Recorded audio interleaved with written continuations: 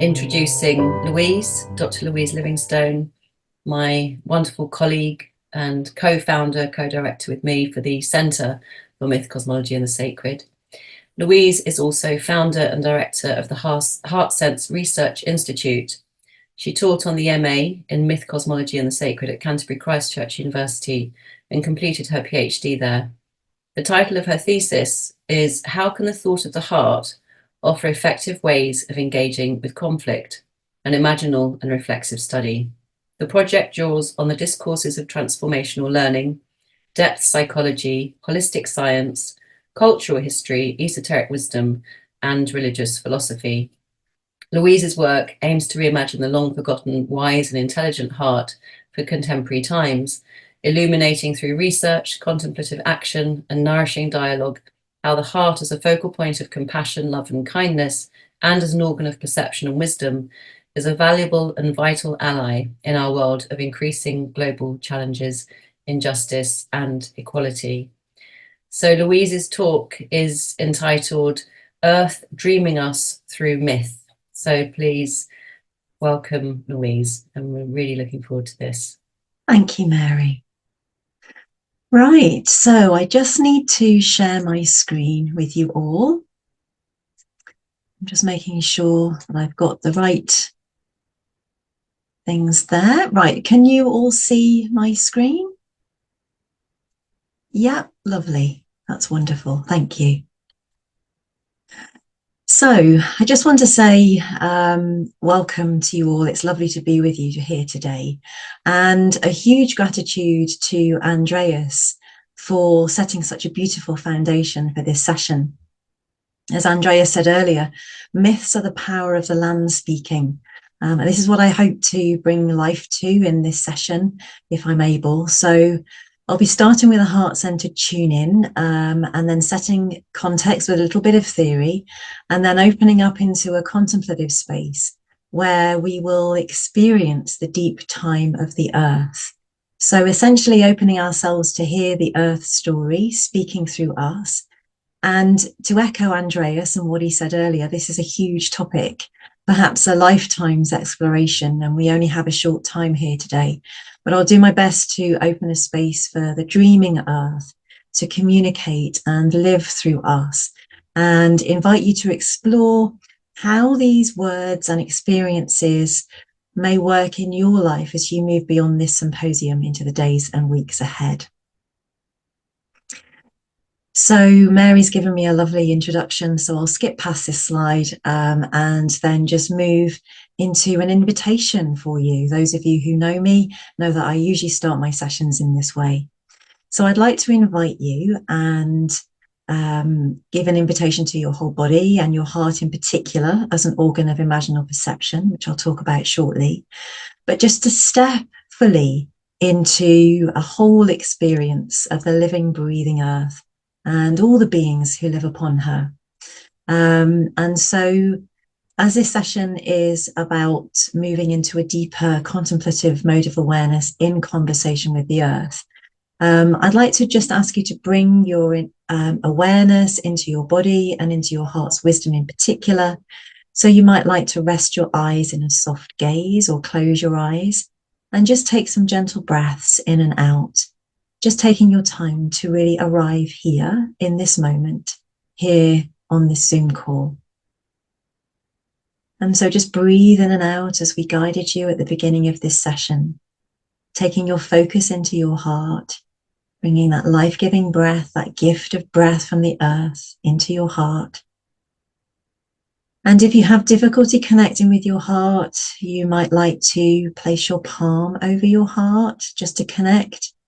And perhaps to bring into your heart's awareness someone or something that means a great deal to you, that makes your heart smile.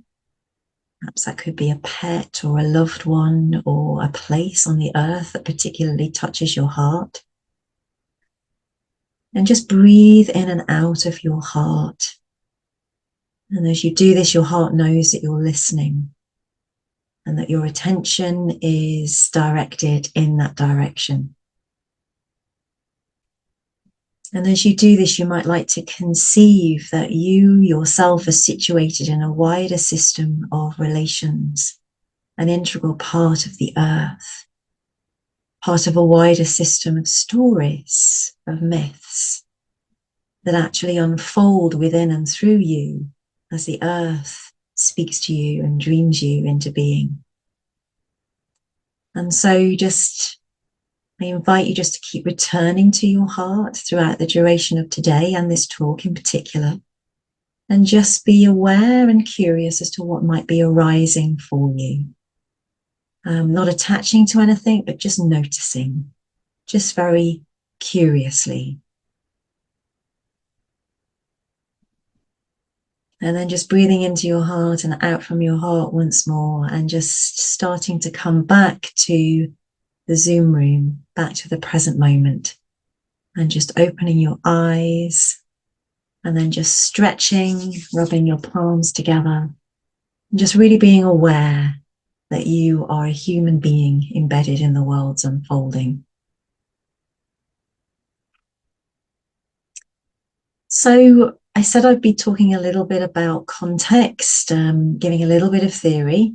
So I wanted to just first of all draw out several challenges that we face as moderns with the kind of thinking that both myself and the other speakers today are opening ourselves towards, opening up the space for.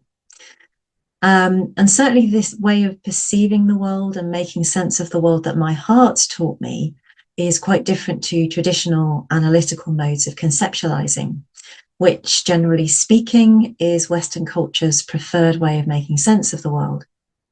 But writer Betty Kovacs, she says, the development of conceptual logical thinking cannot be overvalued, but neither should its dangers be underestimated when it's split off from its roots in the older brain components that allow us, in the words of Stanley Krippner, to symbolize, mythologize, and eventually to shamanize.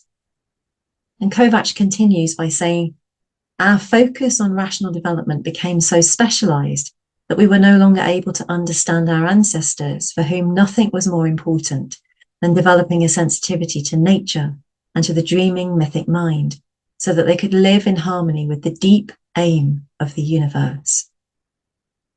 And so I don't really want to linger on these challenges that we face when we encounter the themes that we are exploring in this space today.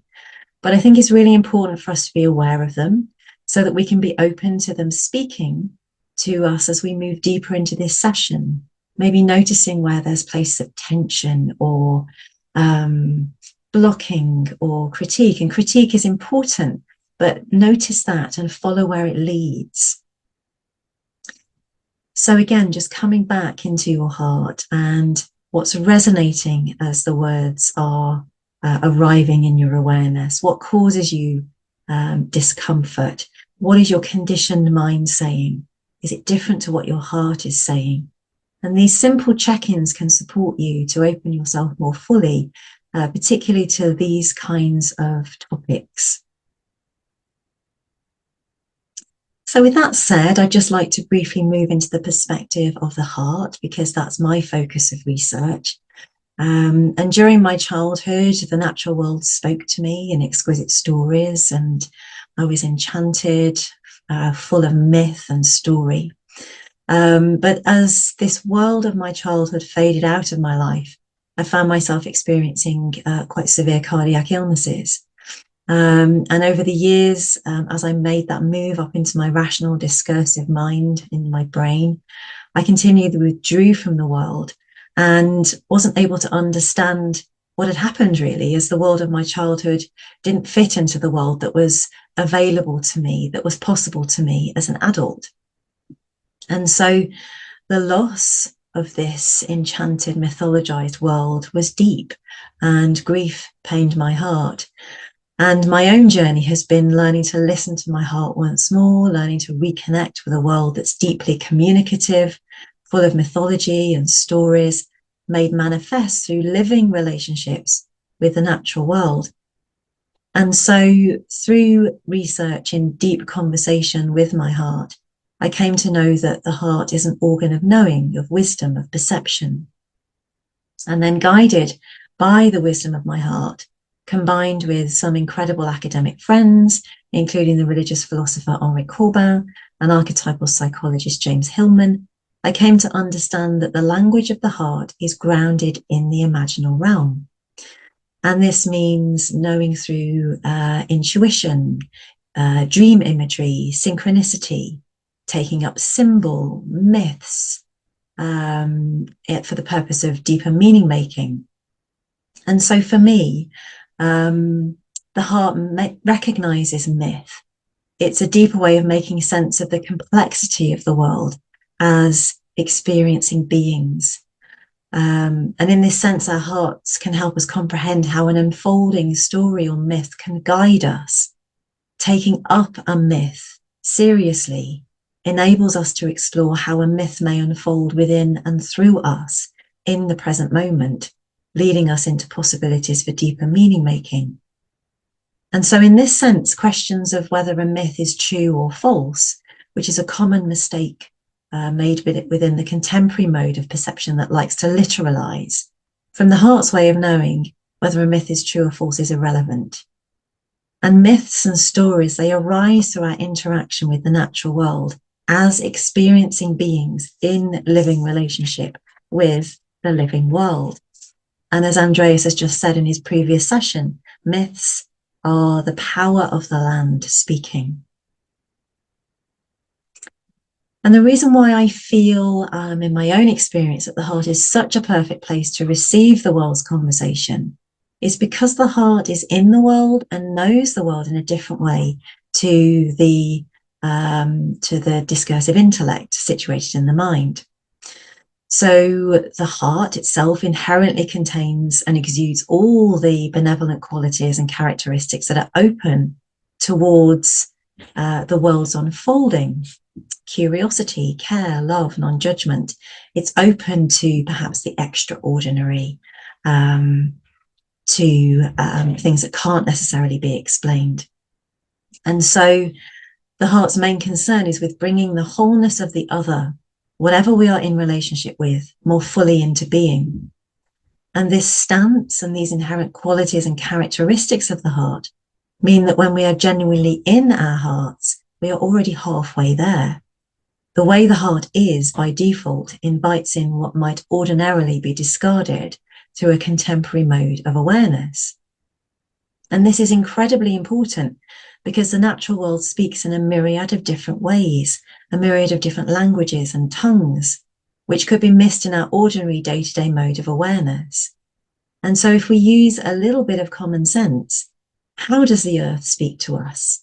It must be through our senses, sight, through the image, hearing, sound, through taste and smell, and many, many other subtle ways. So the language that I'm speaking now in English to you is perhaps we can conceive as secondary. So being open to what is manifesting in conversation with the world without any preconceived judgments through the wisdom and loving care of the heart means that there's greater possibility for the world to be heard. The heart has the capacity to receive the whole world. As Ram Dass says, through an open heart, one hears the entire universe. And the heart's important role in our life has a long tradition in mystical Sufism and the Christian East, and in culture more generally. And in these understandings, it's said that the heart can connect with realms beyond our ordinary day-to-day modes of consciousness. And certainly the late religious philosopher Henri Corbin, who I've mentioned earlier, who is a scholar of mystical Sufism, understood through the mystical Sufis that the heart is an organ of imaginal perception, the place where one receives the world as it speaks in all of its rich complexity. It's a doorway onto the transcendent or the divine, or onto the extraordinary. And it's the heart that receives the world first through the imagination as an organ of knowing. And so when we conceive of this, we can start to understand that perhaps we can receive more deeply the world's conversation. We can understand the heart to be an organ of imaginal perception. And then when we move into the possibility of seeing the world through the heart and the imagination, we can reconnect, or there's a possibility of us reconnecting with a conversation with the world that's never stopped. It was just us who stopped listening.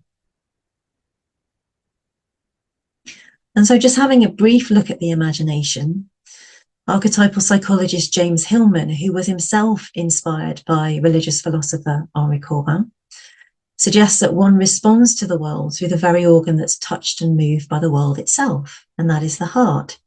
And for Hillman, this way of knowing is awake to the world speaking to us through images, stirring our hearts to respond. So when we perceive the world through our hearts, we are engaging with the living earth as she speaks to us in images and in a myriad of other subtle ways.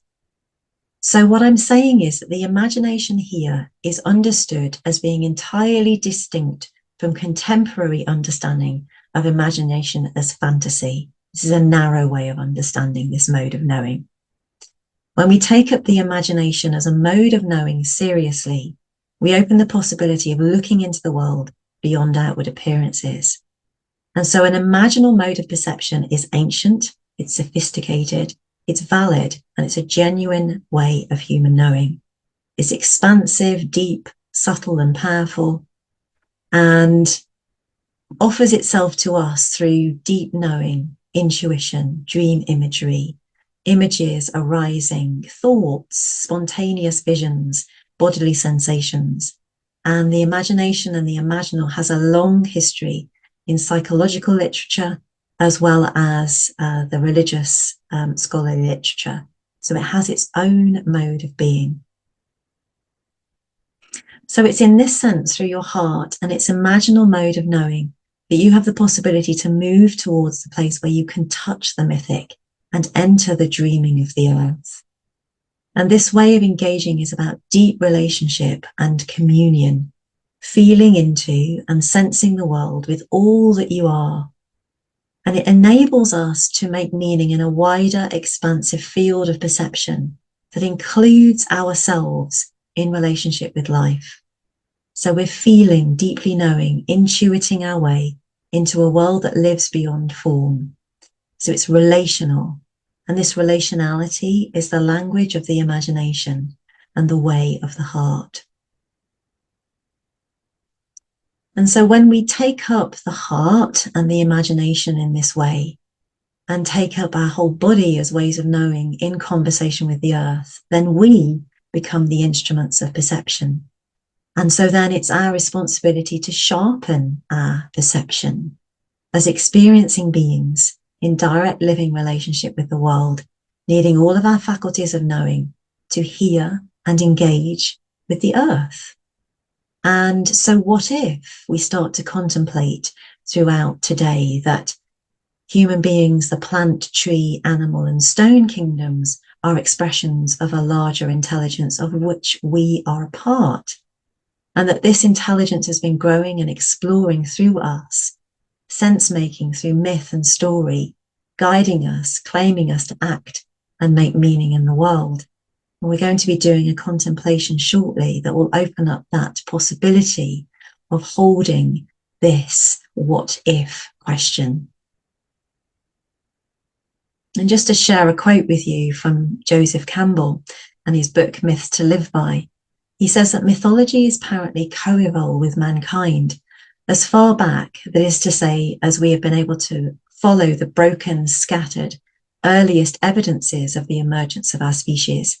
Signs have been found which indicate that mythological aims and concerns were already shaping the arts and world of Homo sapiens. Such evidence tell us something, furthermore, of the unity of our species.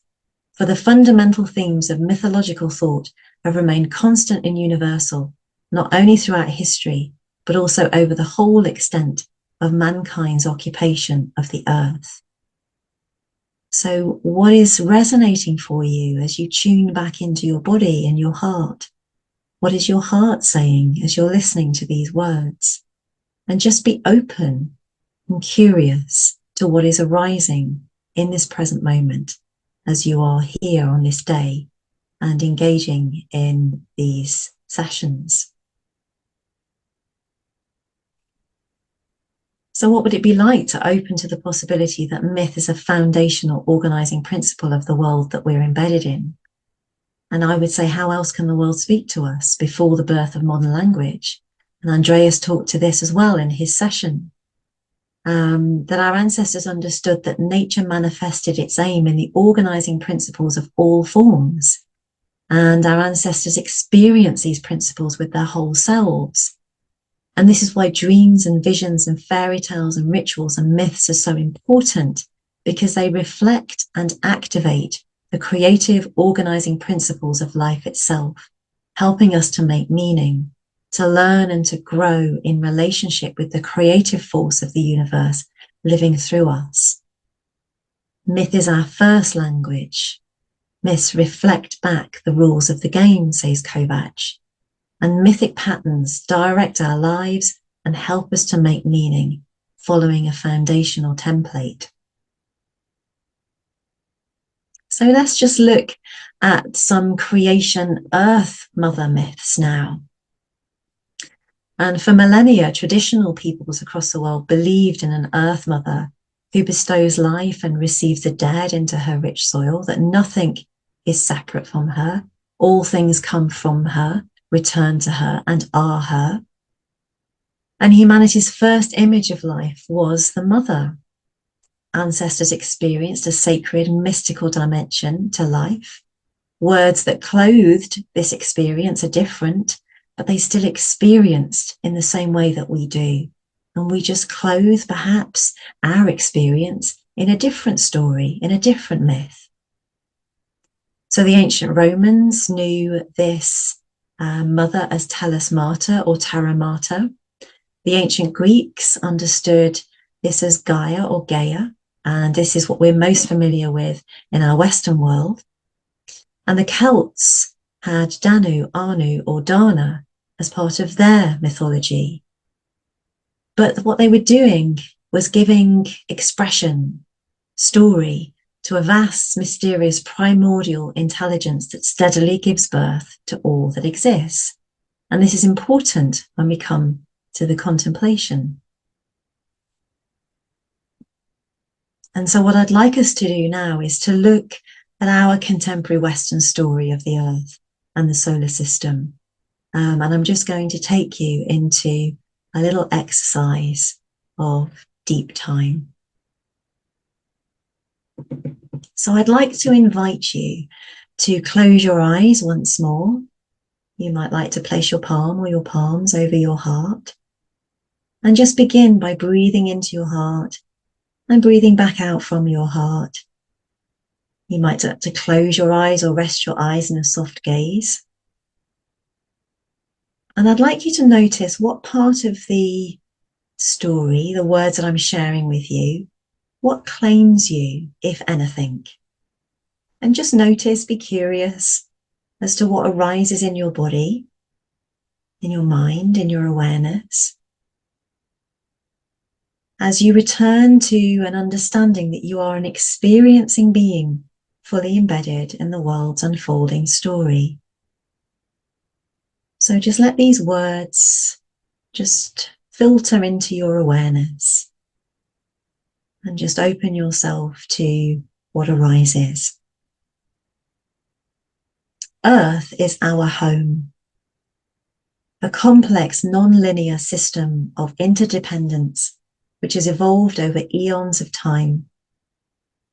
Earth's history is an interdisciplinary area with much still unknown, particularly with regard to the origins of life.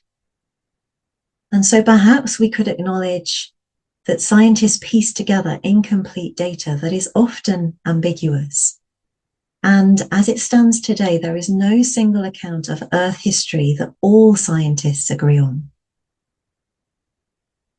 So long, long ago, before your time, before my time, before your great-great-grandmother's time, the Earth began her life.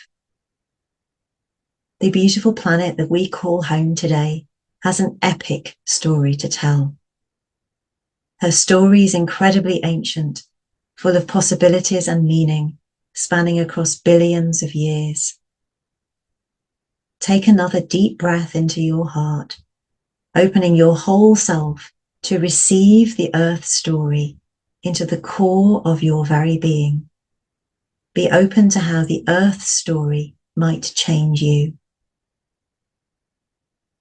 and how the earth story might touch you. So taking another deep breath into your heart, we now together make our intention to move back into deep time, traveling back 4.6 billion years, or 4,567 million years. Breathe deeply and slowly. Imagine your heart energy stretching out across billions of years to connect with the Earth's ancient origins.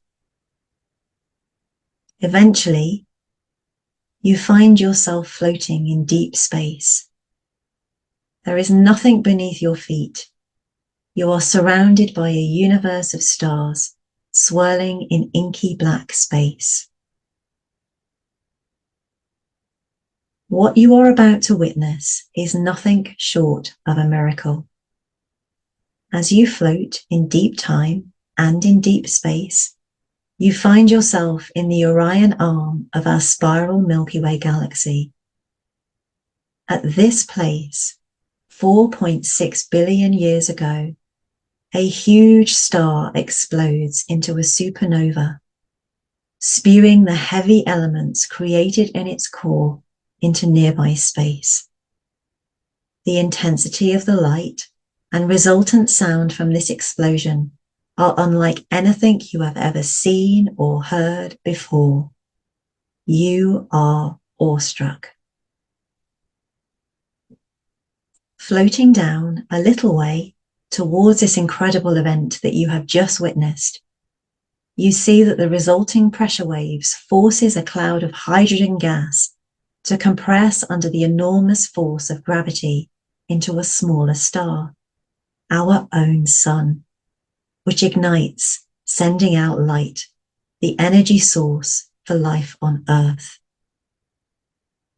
Orbiting gas and dust grains from this ignition quickly accrete together into larger and larger lumps of matter, which eventually build the 8 planets of our solar system.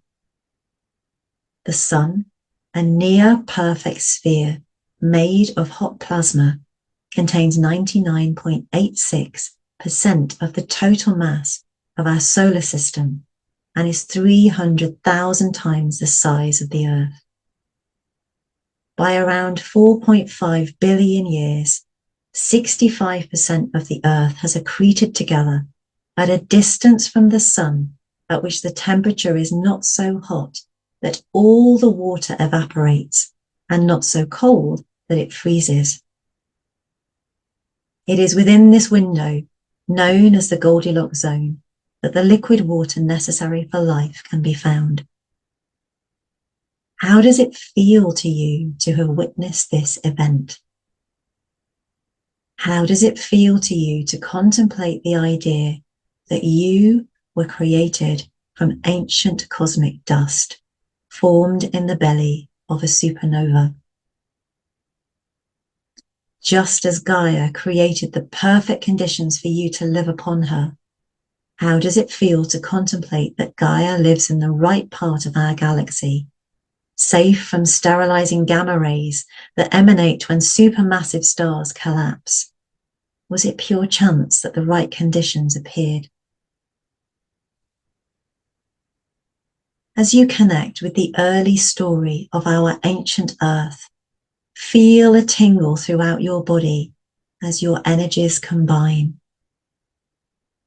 Breathe gently and slowly at a pace that is comfortable for you. Look at the still forming Earth through eyes of wonder, as if you are a child seeing for the first time. What might life be like for the Earth at this time?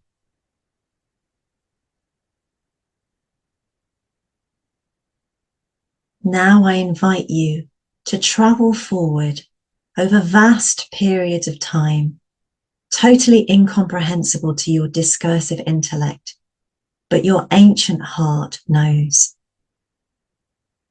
You witness the first crust forming on the earth, great bombardments from asteroids bringing water, the birth of new volcanoes. You arrive at 3.8 billion years, where the earth is stable enough to offer suitable conditions for life. And over millions of more years, bacteria create conditions for single-celled life to appear and for life to move from water to land.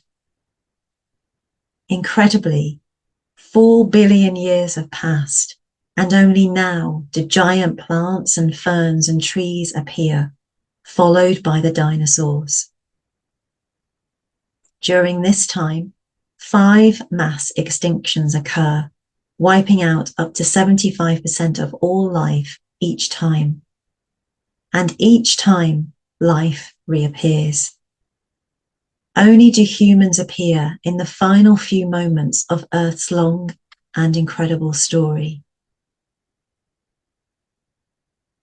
Milliseconds in this incredible story.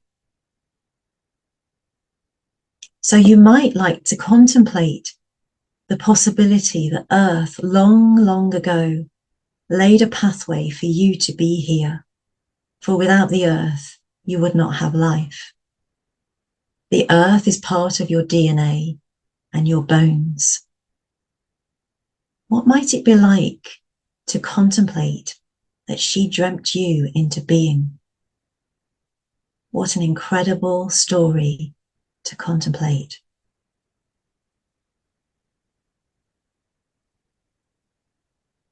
Take a deep breath now of the clean, fresh air that the earth so graciously gives you. And in your imagination, or if you're in a place where you can hear the birds and the sounds of nature, listen, put your awareness on all the sounds of nature that come from the earth, the birds singing, flowing waters, the wind rushing through the trees. Let your imagination go wild. Bring the wild into your heart. Bring nature and the earth into your heart and smile. Experience yourself filling with joy and receiving the earth's love in return as you step fully into the vision. What can you learn from the earth and the story of her long, long life?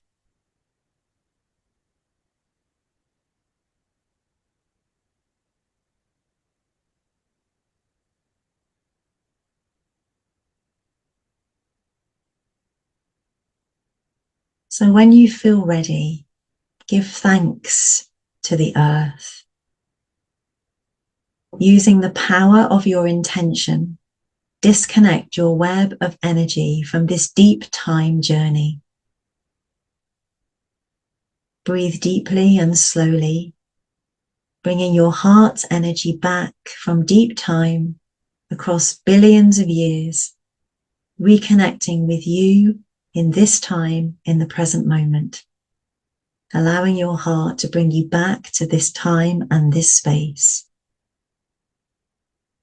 Breathing deeply into your heart and out from your heart, returning to this present moment with a new sense of interconnection to all life on Earth and being part of Earth's unfolding story and all the stories that live within her across eons of time, within all the species that call this beautiful Earth their home. And just take some time to make a gentle transition back to ordinary time and space, opening your eyes when you are ready, stretching,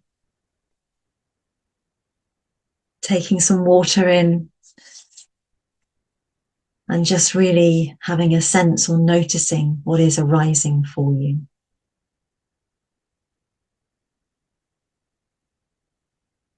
But the question, I guess I'd like to move into a concluding part of this session is, what would it be like to conceive of this deep time story as our modern myth?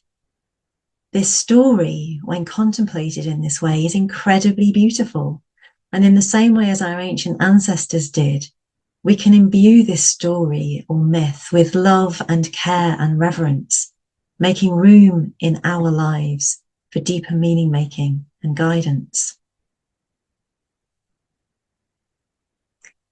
So if we allow ourselves to contemplate the possibility that Earth and all her beings who live upon her, as well as the solar system and the wider universe, as living conversations in relationship with the forces that drive life. And this insinuates a myriad of languages, and therefore it asks something of us. How can we best orient ourselves as organs of perception, as experiencing beings, to speak these different languages and to tune back in? Maybe, and I'm just going to ask you this as a question, perhaps our contemporary Western story of our Earth and our solar system and our universe that you've just experienced in that contemplative exercise is one of these beautiful languages. And if we take this up as a possibility, could we consider that the Earth, that Gaia, is speaking to us once more as moderns through the theory of the Big Bang, as well as perhaps in the New Age movement that began in the 1960s? At this time, people were becoming more concerned about contemporary Western culture's treatment of the Earth. And in his book, Animate Earth, ecologist Dr. Stephen Harding writes about the late scientist and inventor James Lovelock's revelation of Gaia in the 1960s. And Harding says, Lovelock in his research dared to think the unthinkable, that the planet is in essence a huge living organism with its own remarkable emergent capacity for self-regulation. And it's a lovely story. One afternoon, Lovelock was walking with his friend, William Golding, the poet, and sharing all about his research. Golding was incredibly impressed with the idea that the Earth is a great living being and said to Lovelock that this notion reminded him of the ancient Greek divinity Gaia. Lovelock had found a name for his hypothesis. Harding writes, "It may have been that in that very moment, the multitudinous microbes, the great whales, the prolific rainforests, the wide blue oceans, the rocks and the air, and indeed the whole of life, all rejoiced in their knowing that that moment might at last signal the beginning of the end for our outdated, death-dealing, objectifying view of the Earth." So perhaps we go into our hearts and our imaginal perception and our mythic imagination. Could we conceive of this being the case? That Earth was dreaming herself through us and speaking through Lovelock? And what might we lose if we don't take this up as a possibility?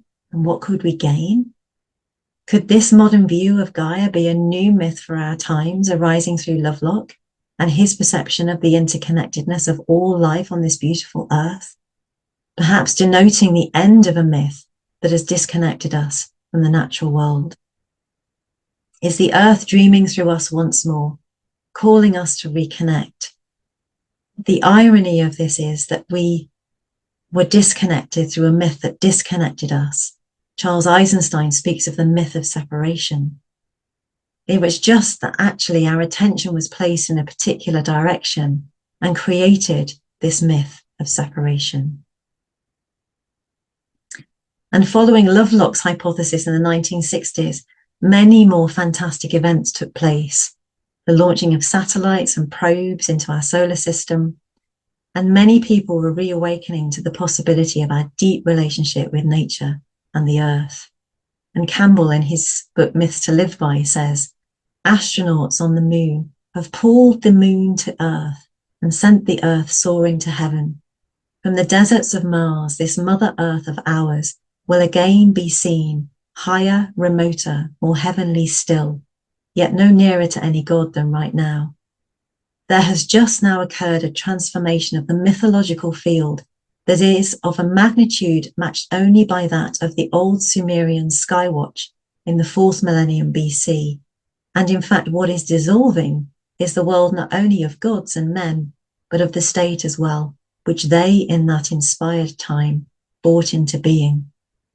And when asked what the greatest myth of our time would be, Campbell said that it would be a mythology of the unified earth as one harmonious being. So perhaps we can consider that all of these events, everything that we're sharing here today, is part of this growing mythology of the earth being seen as one harmonious being, and that the earth is dreaming herself through us in our language, in our time. And I just wanted to share with you this image of Voyager 1, taken of the Earth on the 14th of February, 1990. This is at a distance of 6 billion kilometers from Earth. And it seems no accident to me this image was taken on Valentine's Day, a day of love and a day that's connected to the heart. And Carl Sagan, the astrophysicist and cosmologist, says in his famous speech, Pale Blue Dot, that's here, that's home, that's us. On it, everyone you love and you know, everyone you ever heard of, every human being who ever was lived out their lives, the aggregate of our joy and suffering, thousands of confident religions, ideologies, and economic doctrines, every hunter and forager, every hero and coward, every creator and destroyer of civilization, every king and peasant, every young couple in love, every mother and father, hopeful child, inventor and explorer, every teacher of morals, every corrupt politician, every superstar and every supreme leader, every saint and sinner in the history of our species live there on a mote of dust suspended in a sunbeam. All the stories, all the mythologies played out on our earth and in the wider cosmos of which the world is an integral part, our beautiful earth suspended in a sunbeam. And so life is embedded in the earth, which is part of the wider cosmic landscape. And as Feidler says, human culture itself then is based on imagination, rooted within the greater imagination of the unfolding universe. And I love this quote from David Abram, and Andreas spoke to Abram's work in his session this morning. Along with the other animals, the stones, the trees, and the clouds, we ourselves are characters within a huge story that is visibly unfolding all around us, participants within the vast imagination or dreaming of the world. So where could this orientation towards life take us?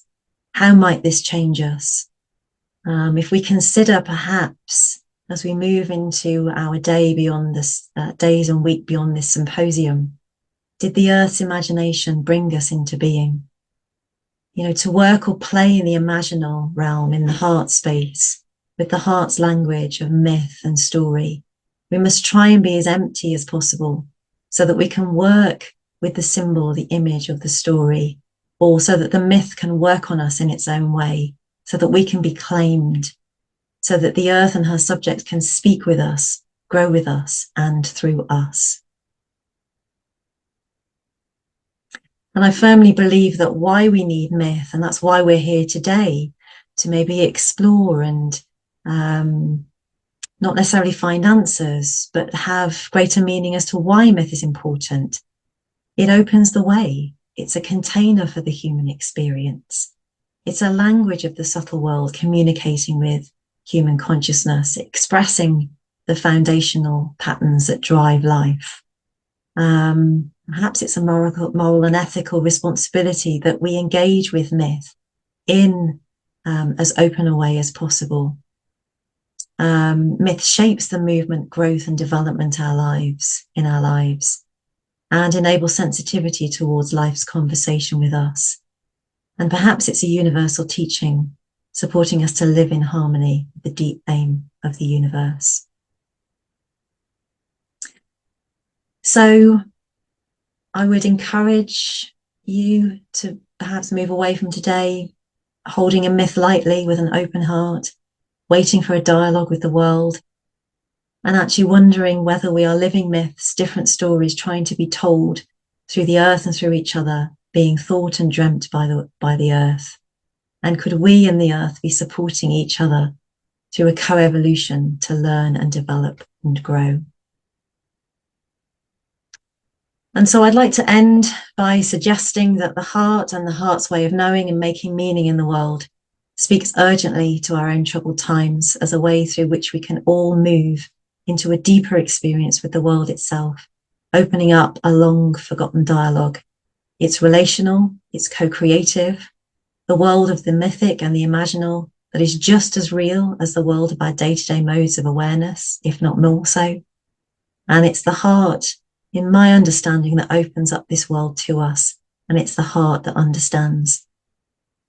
So as I draw my talk to a close, I'm wondering, as I ask you once more to breathe into your heart and place your palm over your heart, what is the myth that claims you? Listen closely, and as you open your heart, may you hear the earth calling you home, dreaming you back to the myth-infused, animate, living, breathing world. Thank you. Wonderful, Louise. Thank you so much. Beautiful.